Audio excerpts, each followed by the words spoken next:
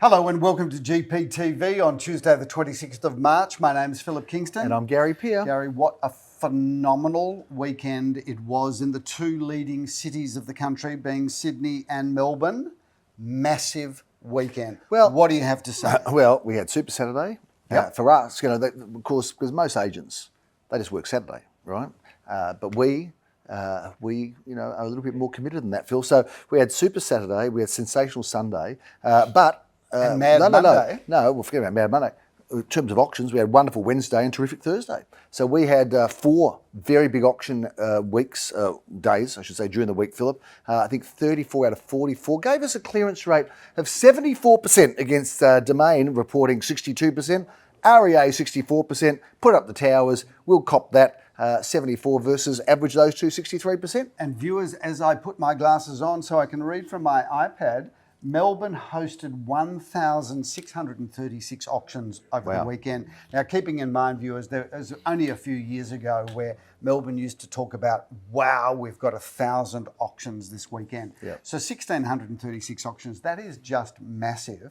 So that clearance rate of 62 or 64% or whatever you're saying, that is from massive clearance. But let's just have some perspective, Philip, because this weekend is the Easter weekend. So there's no auction. So it's sort of 2 over 1, But you've got this thing now you're doing where you said, as I put my glasses on. Yes. So, and, I saw a video, of one of the auctions. You go, as I turn to the camera, are you going to start sort of talking about yourself in the third person? I'm doing. And you're going to say, yes, Philip doesn't like that, or you're going to start talking in the third person now? Philip is about to eat his lunch. Yeah. Philip is having a cup of coffee. Philip's very unhappy about that. Philip loves that. Are you going to start doing that now? Is that where we're going here? See, this is what happens, viewers. You come to work, you feel good about yourself, you're kind of charged up for the day, and then you spend time with misery guts over here. I'm just pointing this out. Just wants to chop you down. I just want to make sure that you're okay you're on track, because you've got these little isms that are coming out now, and I've got some call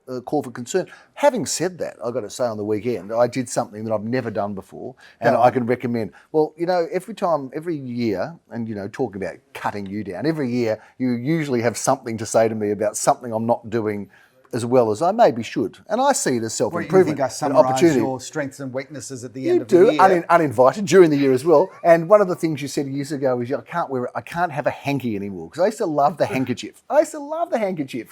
And, you see distinguished people, men, historically having handkerchiefs. Clark Gable would have had a handkerchief, for sure. Anyway, you said you have to have tissues, right?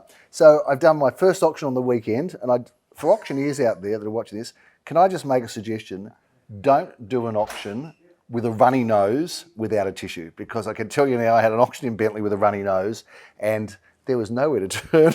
I went into the auction, I was fine, but my nose started running like a tap and I didn't have a tissue. It was an awkward situation, Phil. The other thing that I want to say is, when did it come to the public's attention to start telling us, and maybe we invited, about our appearance or our age? I did an auction 2 weeks ago in Hawthorne Road with a conjunctional agent, and the vendor advocate, which we were working with, lovely gentleman, and his wife, she said, I love the way old guys do auctions, right?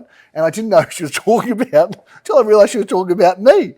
Well, I do. This is why on a regular basis, Gary, I say, what is that? Can you go and get yourself a new suit? Can you cut your eyebrows, which again, old man's eyebrows? Hey, have you seen the length I of your eyebrows? I want to talk about that. Someone else and this is the other thing. It's funny that you said that, because it's not funny. No, it is funny, because someone on the weekend said your eyebrows look almost presidential. They said they look like they're distinguished. So someone made that comment. You want to look like Joe Biden or Donald Trump? Well, is that the look you're looking for? You reckon they're doing it? Do you reckon that Joe Biden says, I wish I was a real estate agent in Caulfield North doing GPTV with you every week? I reckon the way he's going at the moment, he probably does wish he was. Maybe so. Anyway, someone else said, so people are very welcoming to comment now, and you invite comment on the weekend. You started doing it at an auction, the whole tie or no tie. In the middle of the auction, I had to take my tie off. And then put it back on. And then put it back on again. So I don't know what's going on. I think we've lost control of everything. I feel like we're out of control. I think there is no longer. There is the public. The public have a right to. This is what social media is giving us. Yes. Because if you think about swipe left, swipe right, make a comment, love heart, whatever. The public have been told comment. So that's what social media has done. So the link to that is you'll just do that when you're actually in front of the person. And you know, and even at auctions, people just tell you what they're going to bid now. Yeah. You know, and so you know, you go up a $10,000 price, someone will go, no, 1,000. And we'll say, no, it's 10,000. They go, no, it's 1,000. I said, oh, okay. Well, you're running the auction now. Is that what's going on here now? Is that what's happening? And then I sort of realised, look, you know what? I've been married for 30 years. Yep. Happily married. And I've done as I've told. I've done what I've been told to do. So maybe that's what should happen. Down that as auctioneers. Old misogynist, my wife. Why is it misogynist? Oh, because it's really. It's the opposite of misogynist. No, Misogynist is I'll tell you what to do. No, Gary, that's is that your position? It's reverse misogyny. Reverse misogyny. Okay, we're getting way off track here. Anyway, let's just get back to real estate, shall we? Because it is a real estate show. Can we talk about the weekend, Gary? Because first of all, our clearance rate was fabulous. Again, we beat the industry. We've already talked about that. But we did this 70+ clearance rate from a record number of auctions. How did you pull up on Sunday? You did 6 auctions on Sunday, and then you had to do some charity event. I did. He's got a lot of energy. So for an old guy. I must say, Monday mornings I pull up rather sore. But ultimately, when they're all selling and we've got bidding and there is a natural rhythm, it's very easy to go from auction to auction to auction. So I did do 6 on Sunday, sold a number of them under the hammer, a number of them were passed in and went into immediate negotiations. But across the weekend, no doubt you're about to tell us some of the auction highlights. No doubt. Well, I want to commend you for your stamina and your fine performance on Sunday because you went right through. A busy week last week, a lot of real estate sold, Philip, and well done to all of our agents that worked very, very hard. Good that it wasn't too hot on the weekend as well. I like that. And Phil, well done to all those buyers and sellers because we've moved a lot of people on the weekend. A lot of people moved around. We didn't wait till the weekend. We had a twilight. We actually went from twilight auction to evening auction in London Street. That's right. It was an evening auction. So, you know, so it was a 6:30 then a 7:30. 7:30, yeah. So I sort of thought, as I was driving there, it's sort of 7 o'clock, it's starting to get a bit dark. I think, this is not going to be a twilight auction. This is an evening auction now. And we haven't really done evening auctions, but I've got to tell you, as a late night person, I like it. And I keep coming back to this, and people have watched the show over the years. Before I retire, and I've got plenty of years left in me, I want a midnight auction. But how about that evening auction? I think the way to get a midnight auction, if you really do want a midnight auction, I think that here's the challenge. In order to get the first midnight auction, there's got to be a compelling reason to do it. Halloween, maybe. Other than just trying to satisfy your weird views on nocturnal living. But why don't you put your money where your mouth is and say that you will give a commission-free experience to the person that goes for a midnight auction. So there it is. You know what? That's a great idea. I'm not going to take it. Anyway, let's talk about London Street, Philip, because that was a cracking auction. We had 5 bidders going strong, and you know, again, the power of auction. You know, people think, oh, twilight, maybe. You know, some vendors evening, but we had people rock up on the night. Maybe there's something in it, Phil. Maybe there's the moon's out or something's in it. But we had people rock up on the night, throw in bids. It was a very competitive auction. I think if one thing that COVID has left us is there is no right way to do anything anymore. No.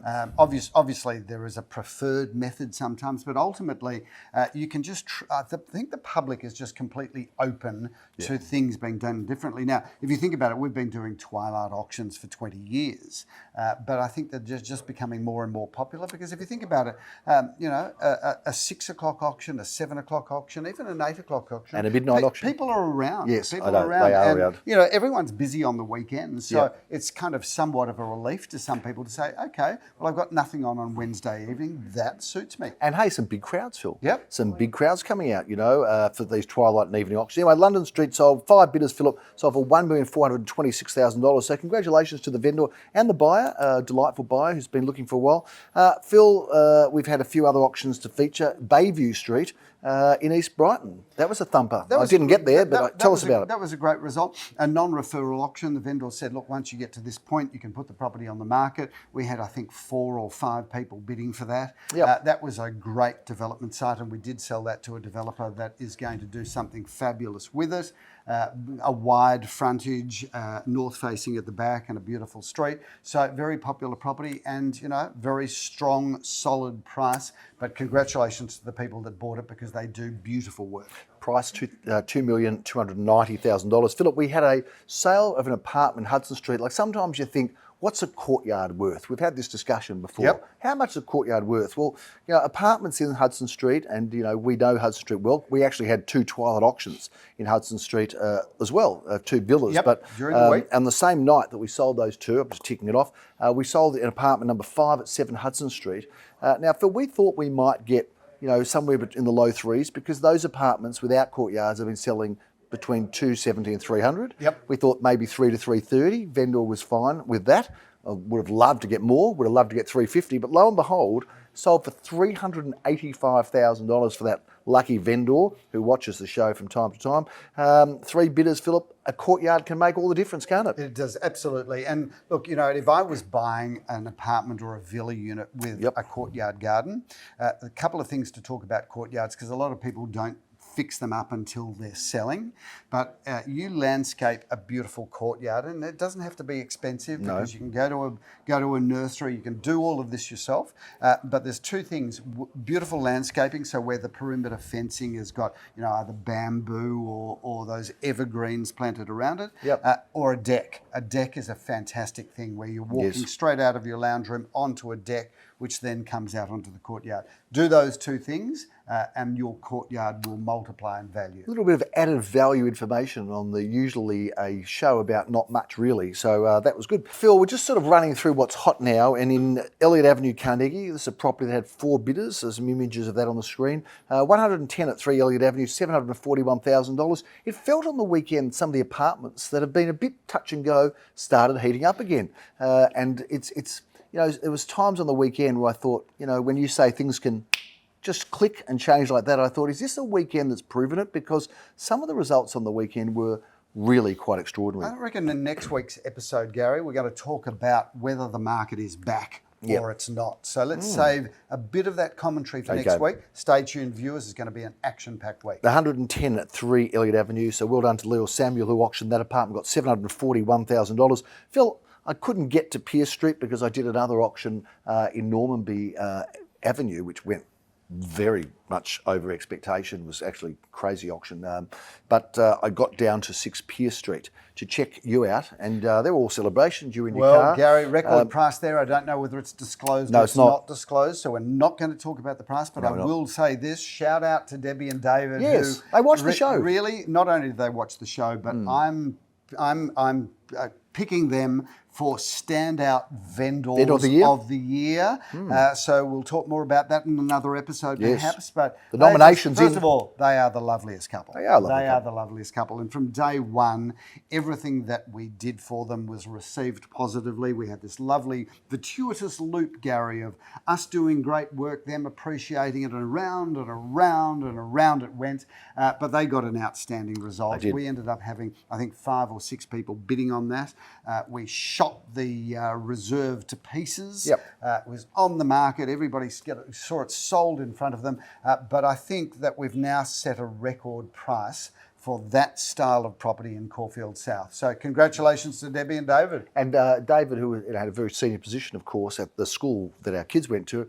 Thank you for not throwing them out, because peers have been thrown out of schools for generations, and I think your kids. Well, I mean, I don't think the peers were thrown out. They were asked to leave. Well, actually, they weren't asked to leave. I think your children were told, through you and your lovely wife, of course, that it would be best that they found alternative schooling. Yes. Well, I had the same thing at my school, and it's gone through. Even my parents had that at their school. So it's a genetic thing, isn't it? You kind of think you get a message when you get to school and your desk's gone.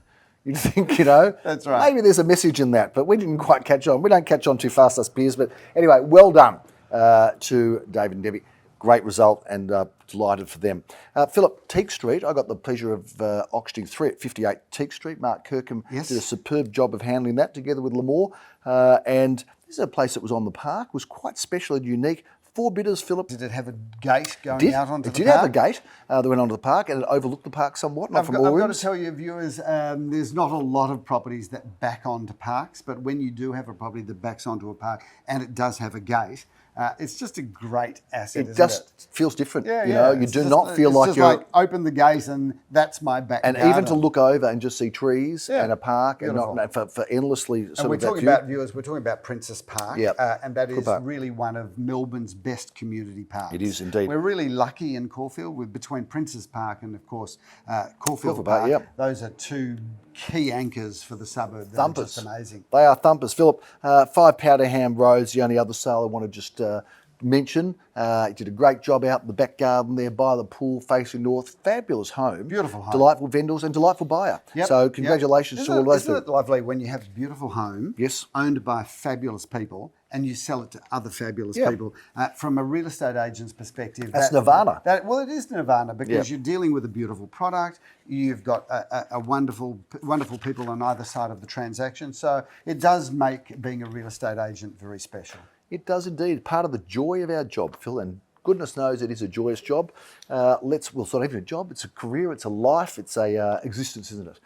Phil, no auctions this weekend. It is the Easter Saturday, Easter Sunday, wishing everybody a happy Easter. But we've got a few auctions during the week and we kick off tomorrow, Philip. We're going to be in Teague Street, 1 at 58 Teague Street, which is at the front of the unit I sold that backed onto the park. So do you reckon that the owners of this one, the people that buy this one, will be able to knock on the door of unit number 3 and Yeah. say, do you mind if we walk through your house Yeah. to use the gate to the park? Well, they might not knock on the door, they might just ask for a key, let themselves through any time they Well, like. in fact, we've got a spare set of keys. Exactly so right. maybe We're not doing anything with them, let's so just yeah. hand those over. That's a great property, Gary. Obviously, we've proven how popular that development is. This is a single story, 3 bedrooms and 2 bathrooms, a beautiful home. Move straight in and enjoy. You're meeting Leon Guzenfitter for a couple of midweek auctions tomorrow, Philip. One of those auctions at Bakara Road, a great address, quality property. Gary, how beautiful is this home? 3 bedrooms, 2 bathrooms. That is a fabulous home with wraparound courtyard gardens. Lots to love there. Philip, you might think Theodore is a name, but it's not. It's Theodore. And we are going to be in Theodore Street. That's number 18B, Theodore Street in Caulfield South. Gary, Tell how us about it. beautiful is this? 4 bedrooms, 2 bathrooms, a lock-up garage, everything that opens and shuts. This is absolute perfection when we talk about this style of real estate. Thursday, Philip, we have a couple of other twilight auctions as well. We're going to be in Bardolph Court in Bentley. Gary, beautiful home, 4 bedrooms, 2 bathrooms, a lock-up garage, lots of land, lots to love there, single story perfection. And you are going to close out our week on a Thursday evening, the eve of Good Friday, Philip. You are going to be auctioning in Huntington Road. It's a busy midweek action-packed calendar. Gary, this is the most extraordinary home on a very, very large parcel of land in the McKinnon Secondary College and Vauxton Primary School zone. This is 5 bedrooms, 4 bathrooms, plenty of off-street car parking, massive back garden, a stunning home that feels like it's brand new. All the midweek action, Philip, from the Bentley office, so well done to the guys down there. Our Gary P. Bentley office, I reckon, is the fastest growing office in Australia, Philip, if not the world. There you go. Because it's just going from And that strength to is strength. untested by any real statistics, but Yeah. I do love the thought process behind that comment. Just on instinct alone, I just made that comment. Correct. No facts behind it. Well, I Correct. know it is. It's great. I mean, it's double what it was a year ago, Phil. That's pretty Gary, impressive. let's talk about an incredible project that we've got coming up in Hawthorne Road Okay. by our Special Projects Division, which is based at 198 Balaclava Road. It is. And just around the corner in Hawthorne Road, we've got a project called Reveri.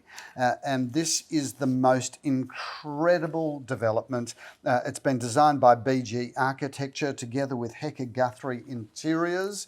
If you're looking to downsize or perhaps even upsize, or to use the correct description that our projects division use, which is right size, we've got the most incredible apartment building. This is just architecture and interior design at its finest. We've got apartments there for everybody from 2 bedrooms to penthouse 3-bedroom apartments. If you're looking to downsize, right size, upsize, with all of the cafes downstairs at your doorstep, including a new IGA supermarket, inquire through our project marketing division. Do we have a price guide on those, Philip? Any Gary, idea? we do. We've got apartments there that start from circa $1 million and go all the way to multi-million-dollar apartments, and they are just superb. And you call it reverie? I got reverie. Reverie. Reverie? Reverie. Just make sure you call it home. More important than the pronunciation of the name. Very nice wrap. Look, that is the end of March, Philip. First quarter of the year, gone. Yep. Gone. Bada bim, bada boom. It's all over. That is one quarter done, and an active and busy quarter. Lots going on in the world of real estate. It's been an exciting time, hasn't it? Bring on April, May and June, Gary. Then we'll close off the financial year, and then we'll be in the home straight to Christmas. And before you know it, you'll be sitting in a retirement home drinking soup. Dribbling from my mouth, which not even knowing that I'm doing it. That's a big wrap on GPTV. We'll see you in April. I'm Gary Peer. I'm Philip Kingston. Have a fantastic long weekend.